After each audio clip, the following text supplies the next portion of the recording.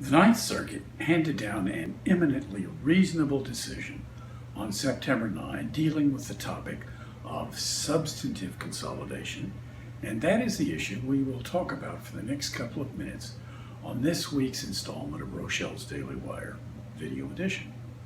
The question was this: when a trustee files a motion for substantive consolidation, must the trustee give notice of the motion to the creditors of the non-debtors, not to the creditors of the bankrupt debtor, but to the creditors of the non-debtor? As I said, the Ninth Circuit issued an eminently reasonable decision saying that yes, of course, you do have to give notice to the creditors of the non-debtor. And that makes very good sense, simply as a matter of fairness, because it is the creditors of the non-debtor who will be most affected by the success of a substantive consolidation motion. But as often happens, decisions such as this raise more questions than they answer.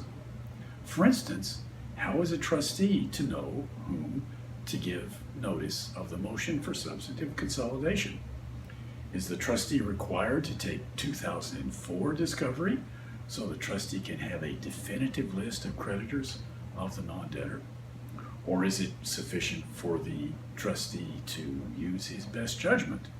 Or is it sufficient for the trustee to rely on her analysis of the books and records of the bankrupt debtor?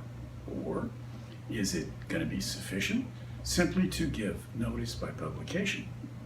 Because, as we know, notice by publication, I think, is more, shall we say, theoretical than real, because it probably will not, in fact, reach most of the creditors of the non-debtor corporation.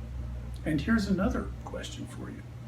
What if sometime after there was notice by publication and after the motion is granted, a creditor of the non-debtor runs into court and says, no, the court should never have issued the substantive consolidation order, and here are 8 reasons why it was not the right thing to do? What's the bankruptcy court going to do in that circumstance? Is there a high burden for the creditor to establish before that order is revoked? Or is it really, shall we say, de novo, because there was not good enough notice in the first place? These are all tough questions, but that's what happens all the time. A court answers one question, but you turn around and that decision gives you more questions than were answered in the first place.